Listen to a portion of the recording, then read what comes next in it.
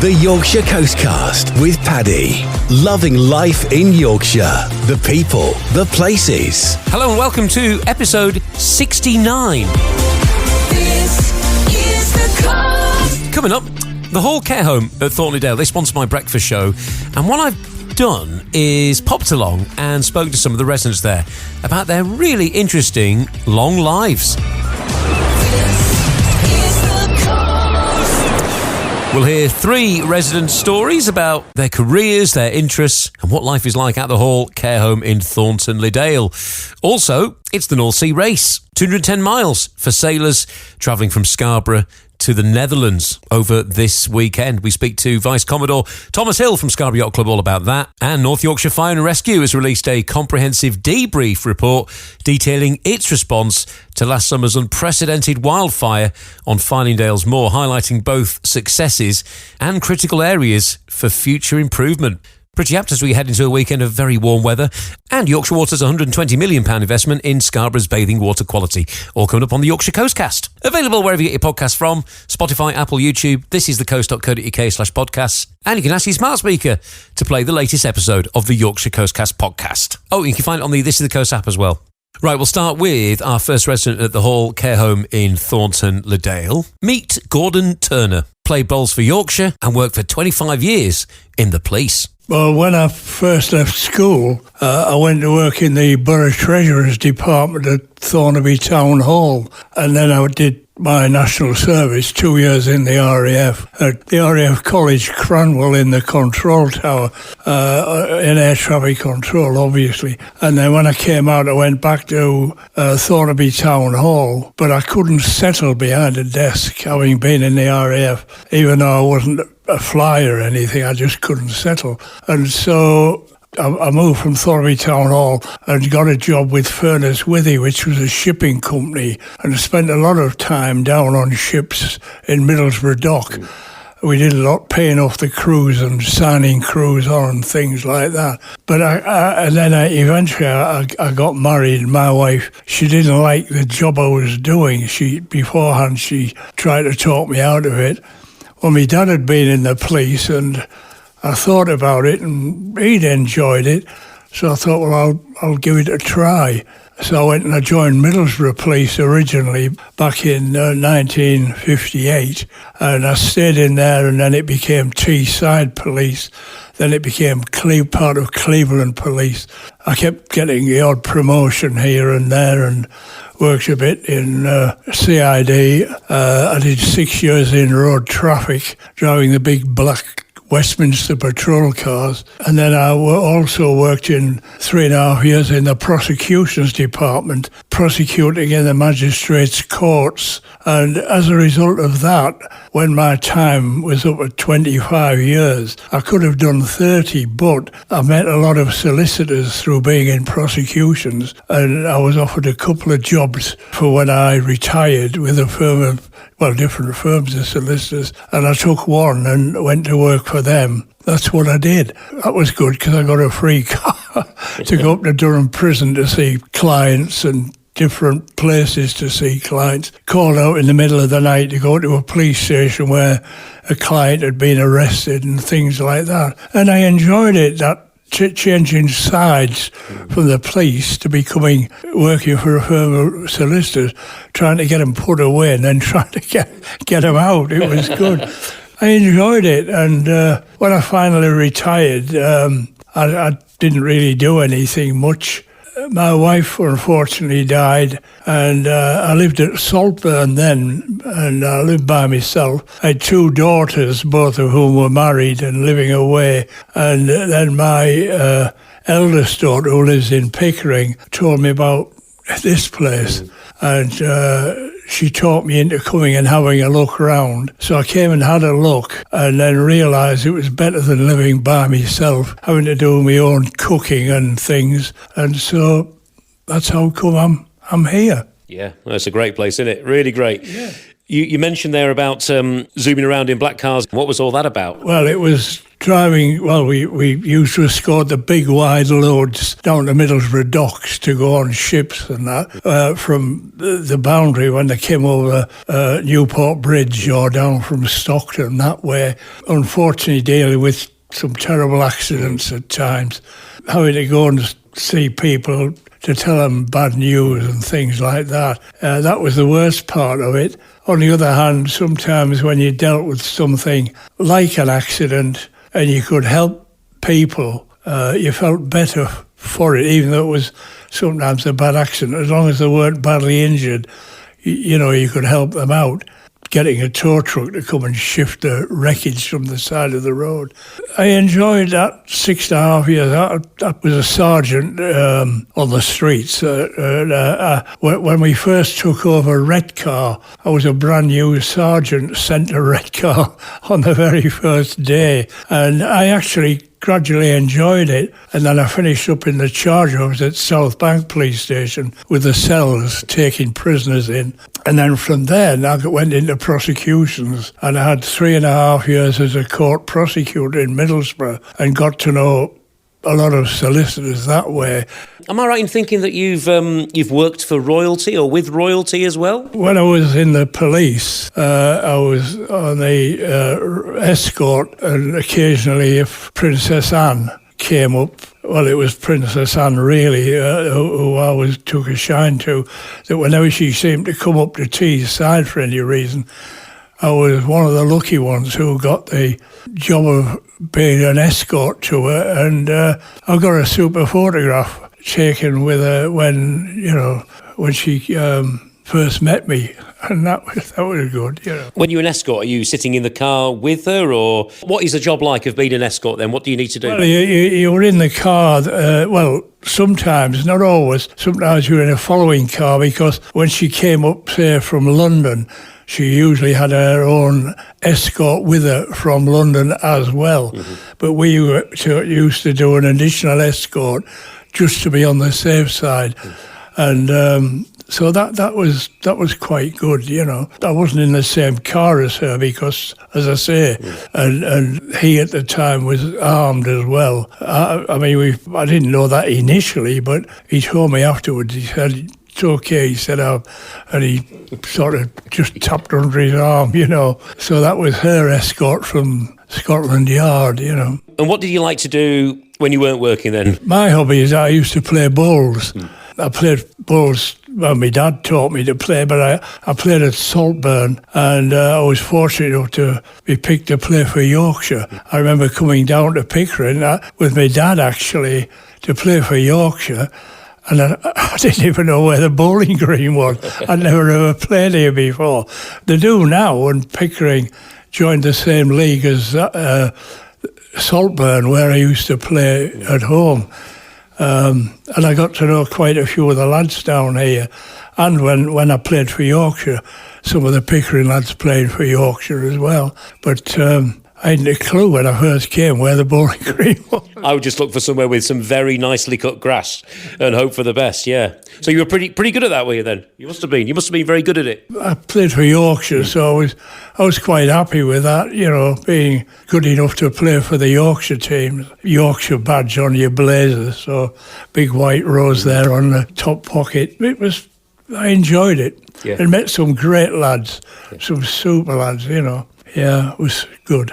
Thank you to Gordon for his time. We'll hear from another couple of residents from the Hall in Thornton-le-Dale very, very soon on the Yorkshire Coastcast podcast. The Yorkshire Coastcast. Loving life in Yorkshire.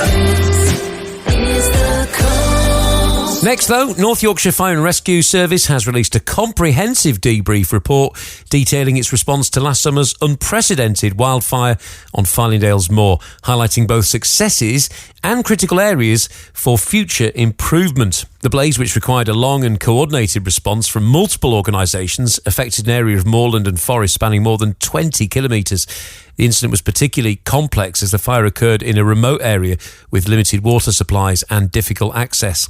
Parts of the site had previously been used as a military training range, meaning crews had to work around the severe risk of unexploded ordnance. The smoke plume also prompted public health advice for surrounding coastal communities, with air quality monitors installed in Scarborough and road closures affecting routes near Whitby. Here's Chief Fire Officer Jonathan Dyson. The report provides a transparent assessment of our response. It's an honest response. It sets out what worked well, but importantly, areas where we need to improve. We are continuing to strengthen how we respond to such incidents, because one of the key messages from this debrief is that the wildfire environment is rapidly changing. They are becoming more frequent, more complex, and more prolonged in duration. You can be assured that we are already taking action on the findings. We've improved and will continue to improve our wildfire pre-planning, building resilience for longer incidents, and also strengthening our welfare and health and safety arrangements, including the logistics and access to better information. He also says work is already underway to enhance prevention strategies. We're working with landowners, businesses, partners to make sure that prevention activity messages are all strengthened. And one of our key challenges was the delivery of water upon the moors, and we're strengthening those arrangements through contracting arrangements with farmers and local landowners. We believe the cause of this fire to be cooking or naked flame. Now, this means that fire was absolutely avoidable. So I continue to ask anyone who is visiting the countryside within York and North Yorkshire to follow the safety advice provided by all of the local agencies. Make sure you're safe, remove all of your litter, do not use smoking materials, and do not use barbecues on dry land or grass or forestry areas.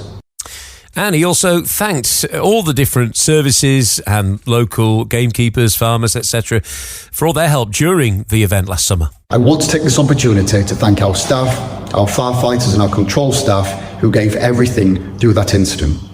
And of course, this includes the local landowners, other emergency services, the local resilience forum, Ministry of Defence, landowners, farmers, contractors, gamekeepers and businesses. This was a truly community event that we all responded to.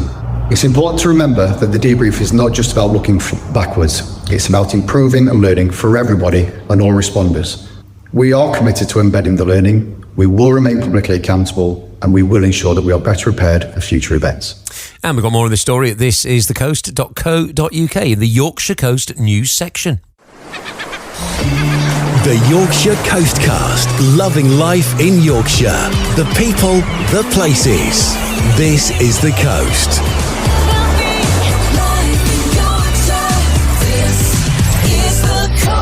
And before more stories from residents at the Hall Care Home in Thornton-le-Dale, it is the North Sea Yacht Race from Scarborough all the way to the Netherlands this weekend. As we record this at Friday lunchtime on the 19th of June, we're just hours away from the start at around 6:30 tonight. I've been speaking to Vice Commodore at Scarborough Yacht Club, Thomas Hill, about this year's event. Yeah, we're setting off at 6:30, 210 miles across the North Sea. How many boats are involved this year then, do you think? We've got 13 boats signed up from kind of up and down the coast, some from Whitby. We've got then further afield, kind of Hartlepool and Blythe.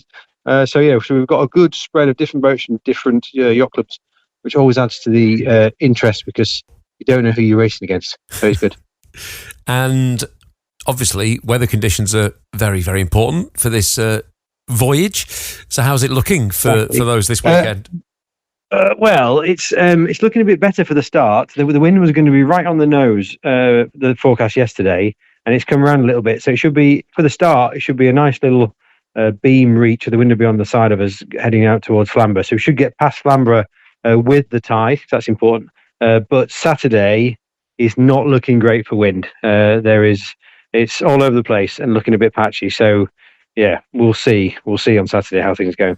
Yes, just because reminders of the rules, you can't use any proper power, can you? No. So there are some caveats. You can use your engine to get out of danger. So one thing what might happen if we are drifting on quite slowly is that there's separation schemes in the middle of the North Sea, which is a bit like a motorway for tankers, and you have to cross those at more than 2 miles an hour. So there are times when somebody might put their engine on and be okay. But yes, generally speaking, you put your engine on, you're retired. Yeah, and I know I ask this every year, but when the boats get to Holland, the Netherlands, they don't necessarily come straight back, do they? Sometimes they'll spend a bit of time over there and do a little bit of sightseeing. Yeah, absolutely. Yeah, we go up the North Sea Canal to Amsterdam, then we head up into the inland seas. There's the IJsselmeer and the Markermeer, and we've got a nice little prize giving on Tuesday evening in a town called Horn, where we've been going for 30 years, probably, maybe more than 30 years. We've been having our prize giving dinner there, and then everyone, they either come home after that or they kind of off on their holidays around the inland seas again. So, with the weather conditions that are forecast, and obviously things can change and often do change, what are you expecting in terms of arrival times, or is it just too hard to try and work it out at this stage? Yeah, it's tricky. I think some of the faster boats will be hoping to be there probably Sunday, late on Sunday, maybe early Monday morning. With some of the slower boats. Well, the wind as it is, some of the slow boats might be out of time. The time limit is technically 7:00 Monday night. So if people are very keen, they can do that. And I'm sailing with one of the guys on our boat, actually managed to finish the race with 20 minutes to spare a few years ago. So they really stuck it out to the end. But yeah, we'll have to see. Hopefully Sunday night, some of the faster boats. And you can track it as well. We have trackers on the boats. So you can go on our website or go on Facebook and find Scarborough Yacht Club. And there's a little tracking app, and you can download the Yellow Brick tracker, and you can actually follow the boats as they go. Oh, brilliant! And so, can you see all the boats in one place on that tracker then? Yeah, so you can see exactly who's leading and who's propping up the rear. Yeah, exactly. You can. There's all the different names in there. So you go in there. You can choose your favourite name of the boat. Dreamweaver is a particularly good boat. That's the one I'm going on. So you can choose your favourite one. You can follow us along. You can see how people are doing, and it should. You can check, see who's winning, and who's a bit stuck. So yeah, it's a nice way to follow it. Friends and family follow it, and then we also some of our wider kind of yachting supporters. And I guess for a few crews, they're not used to doing a journey like this. They might sail up and down the Yorkshire coast, but actually crossing the sea is a little bit out of their comfort zones. Yeah, no, definitely. And even, I mean, I haven't been. I went a lot when I was young. I did it first when I was 6 years old with my parents, and I did it a lot. And I haven't done it for about 13 years. So I am suitably nervous about it. But yes, it's quite to set off across the sea.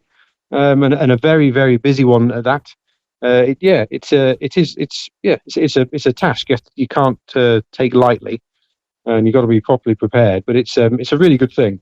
Once you get across there, and certainly the first time you do it, it's quite a feeling to make it across to another country via a boat. Yeah, indeed, yeah, and from Scarborough as well, which is great. So just give us the timings and what people can see, apart from obviously a load of boats, but where the best places to watch the start are going to be.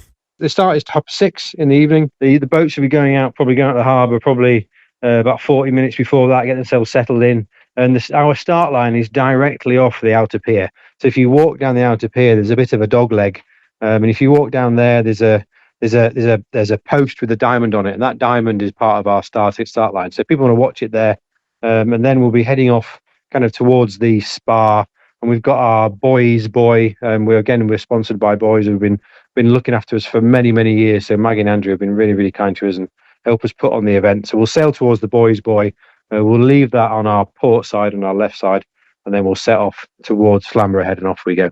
Great. Well, safe travels, bon voyage, and all that, and may the best boat win. Good luck to you. Brilliant. Thanks, Paddy. And that was Vice Commodore Thomas Hill from Scarborough Yacht Club. And safe travels to all those involved in the North Sea Race, which sets off later on this evening. The Yorkshire Coastcast. Loving life in Yorkshire. And this is episode 69 of the Yorkshire Coastcast podcast from This Is the Coast. We are the local commercial radio station for the Yorkshire coast. You can listen in throughout the whole weekend and, 24/7. We're on DAB, digital radio across much of the region. We're online, on smart speaker. Get your Alexa to play This Is the Coast or launch This Is the Coast. In the first instance, you can also download our free app and listen to us that way as well. And we're on Roku TV, just everywhere that we can be, basically. Back to the Hall Care Home in Thornton-le-Dale. I've popped along to the Hall. They sponsor my Paddy in the Morning breakfast show and have done for a number of years now. And actually, it's great to pop in and speak to residents about their incredible, fascinating and long lives, very well-lived lives, about their careers, about their interests, and about some of the magical moments. Next up, it's June Cook, MBE. Well, I was born at the beginning of the war, that's 1939. Went quietly through it, really, in the country. We had various prisoners and we had evacuees who became part of the family. Parents were brought up, a couple of them, really. And Where was it that you were living then? At Staunton, near Lastingham, yeah.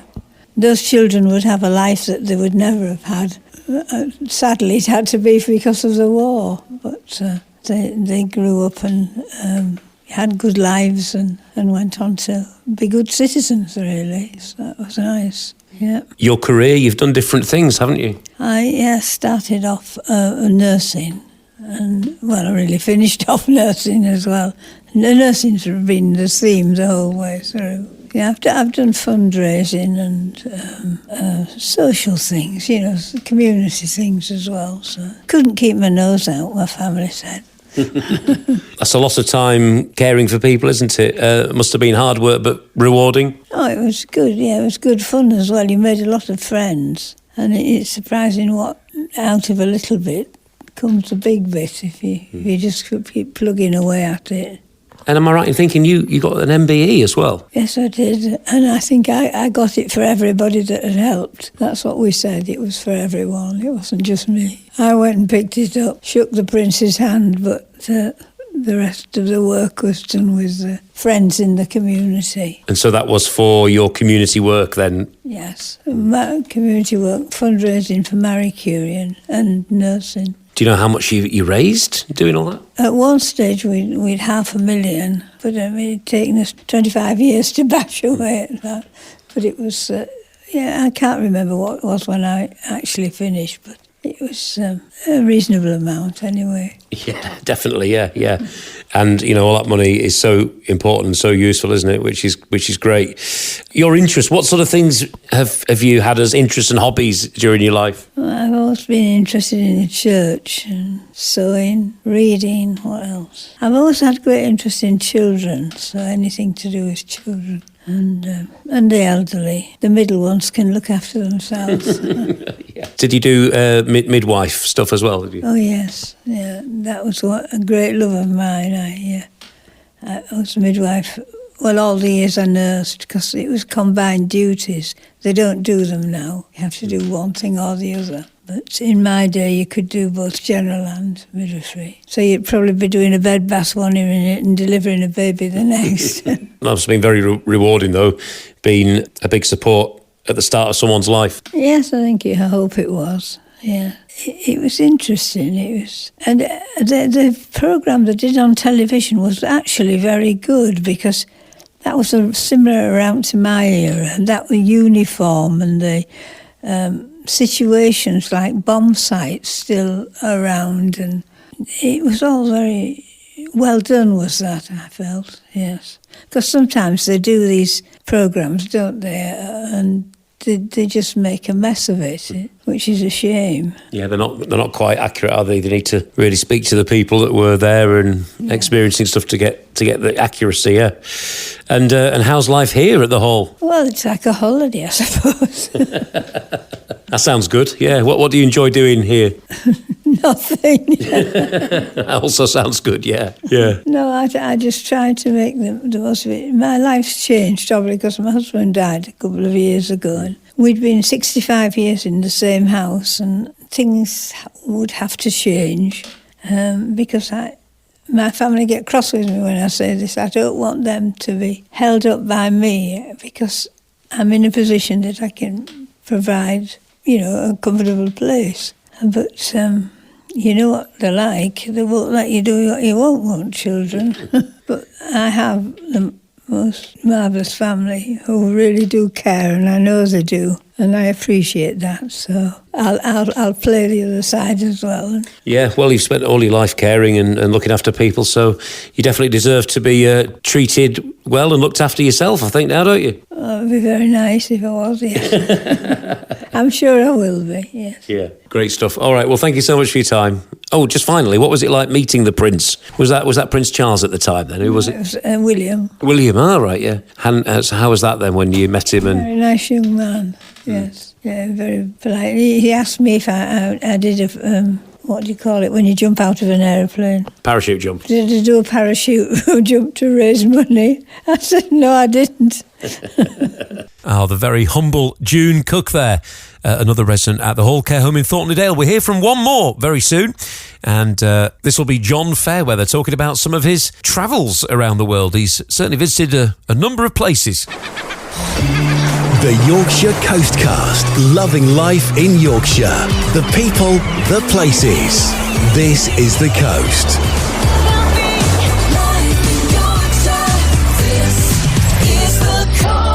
First, though, Yorkshire Water's bathing water manager says he is excited by a £120 million investment plan aimed at reducing storm overflow spills and improving water quality in Scarborough. The comments come following a presentation to local councillors in which Yorkshire Water outlined its ongoing commitment to improving the local infrastructure through a £120 million investment programme, specifically for Scarborough under its AMP8 investment plan, which runs from 2025 to 2030. The firm aims to reduce spills and improve bathing water quality, which is a pressing issue given that Scarborough's South Bay currently holds a poor classification, while Scarborough's North Bay is rated as sufficient. In the wider area, bathing water quality varies according to the data presented for the 2024 to 25 period. Whitby, Caton Bay, Reeton and Sandsend all achieved an excellent classification. Filey and Runswick Bay were rated as good, while Robin Hood's Bay matched Scarborough North Bay with a sufficient grading. Miles Cameron, manager of strategic partnerships for bathing water at Yorkshire Water, addressed the scale of the financial commitment. It is by far, for the whole industry and in Yorkshire, the biggest level of investment in the industry in the 25, 30 years we've ever seen. That is really, really positive. Now, some of you may say, well, that's too late. Some of this stuff should have happened many years ago. However, it's happening and it's a fantastic, fantastic thing in terms of infrastructure. For Scarborough, for helping support bathing waters across Yorkshire, I'm really excited about this. I think this will be a fantastic catalyst for the town as well. Key projects in the Scarborough area include major upgrades to the town's storm overflows, with the utility actively focusing on reducing spills from 5 key overflows to directly improve water quality in both the North and South Bays. Upgrades are already being carried out at key combined sewer overflows, including completed works at Wheatcroft to reduce discharges into coastal waters. Mr Cameron also noted that while the current plans cover the next 5 years, future investment strategies are already being developed in collaboration with regulators. There's a significant amount of investment, over 350 million, across a number of sites, particularly in Scarborough, but I'm not ignoring the fact that particularly on the Esk and inland, there's an awful lot of investment going to reduce those spills. This programme is just a 5-year programme. We get into a period already now working with the regulators to look at the programme from 2030 beyond, and it's already looking like that programme will be even bigger again, which is great news. In terms of investment, it's going to be another sizable programme. Now, maybe you have a little bit of a moan at the water quality on social media. Well, you can actually have your say. To shape how the £120 million investment is being delivered, Yorkshire Water is currently running a public consultation exercise. The first phase of the consultation runs until the 30th of June. And you can find out more about that and the story in general in the news pages at thisisthecoast.co.uk. The Yorkshire Coastcast, loving life in Yorkshire. You're listening to episode 69 of the Yorkshire Coastcast podcast. I'm Paddy Billington. I present the breakfast show on This Is The Coast weekdays from 6 till 10, including a feature called The Mystery Sound. We've given away the cash 22 times since we launched in October 2020, and we've got a sound in play at the moment, which sounds like this. And we've had a number of wrong guesses on the mystery sound with Flixton Sawmill since we launched this new one, and it's worth £135 on Monday morning. So here's what people have guessed so far with this sound. I hear someone rattling railings as they go along. A lawnmower. Sounds to me like some music called Shakira, Shakira. I think it's an aerosol rattling when it's empty. Is it somebody playing the drums? A saucepan lid when it's coming up to the boil. It sounds to me like hailstones, like on the window of a car roof. I think it's somebody driving over a cattle grid. So those are all the wrong guesses we've had so far with this new mystery sound. Mystery sound number 23 with Flixton Sawmill. On Monday, win £135. What do you think this is? You can see all the wrong guesses and listen to the sound as much as you like at thisisthecoast.co.uk/win. Right, we'll wrap things up with episode 69 of the Yorkshire Coastcast podcast with more from the Hall Care Home in Thornton-le-Dale. And this time it's John Fairweather, who turns out to be quite the traveller. Well, I've been to all the usual places people go to lounge by pools and stuff. Spain, Greece, Malta, places like that. But I've been to Australia 7 times. I've been 4 times on my own and 3 times with my wife when she was able to go with me, when she was alive. So I've been 7 times to Australia. And the last time was 2 years since, my last trip. And I wrote a book when I come back. What made you want to start writing books then? It was instead of it's an interest, an hobby. This here is true facts, but I've used those facts to make a story. Basically 2 kangaroos. And I've been amongst kangaroos, so I know how they behave. So it's a story about kangaroos, this one. Joey was latched onto his mother's teat, snug in the bottom of her pouch. He had been there for 6 months, but from now he would be looking out over the edge to look about, till his mother edged him out. Then what happened? There would be no more milk. He would try to get back, but she would not let him. He was now out to forage on grass and shrubs, and she would still keep an eye on him. The pouch was about to have a sister, Kanga. The mother had scratched a path up her stomach and pouch, and Kanga was pushed out, a very small hairless pink blob with arms scratching its way to the pouch. She had a strong urge to survive and get the milk, life-giving milk. She was on the same path Joy had taken 6 months ago. That's sort of one part. Yeah. So, very descriptive. Yeah, it's all made up, is that, but it's what I know. I know how kangaroos behave. A kangaroo can have 3 to 4 young'uns in a season. Soon as one's ready to be born, the mother pushes the other one out. So in the season, they're one after each other. One cycle of 4 young'uns, 3 to 4 young'uns. That's how they behave. You know they're not born in the pouch, don't you? They're born, so we say, naturally, but they haven't finished their incubation period. The mother just pushes them out, and they're like a pink jelly bean, like a baby, like a sweet. No hair on their eyes, no hair at all, and they scratch like that up the mother's stomach. And the urge is that strong that even when you would think they were helpless, but they aren't. And then they drop over into the pouch and latch immediately onto one of the teats that's in there. And that's how she'll stay for 3 months. And then she's out, and there'll be another one. When you've travelled these places, are you interested in the landscapes, the people, the wildlife? What is it you're most interested in? Because obviously everything really. I visit people. I go over land on my own, Blue Mountains and down the hills and places like that. But I only walk or take a public transport. I have no transport of my own. I don't have a car or anything. It sounds quite adventurous. So has there been any times when you've been a bit worried you've gone a bit too far or done a bit too much? No, not really. I just barge in amongst them. I don't dodge away from people, but if I knew there was somewhere was a problem, I wouldn't go there, would I? Sensible. So Australia 7 times. What kept you going back? Son there. Ah, right, okay. I've got a son and his family live in Bunbury, near Bunbury, which is near Perth.